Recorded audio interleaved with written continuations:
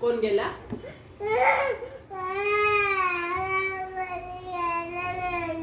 कुठं बसला होता गणपती आपला? काय पाहिजे तुला? काय पाहिजे? काय पाहिजे? काय पाहिजे?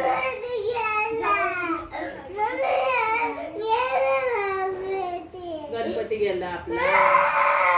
गणपती येतो परत.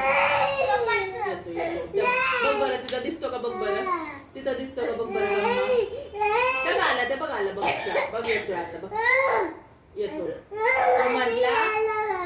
तो म्हटला मी येतो स्वराजला भेटायला परत. गणपती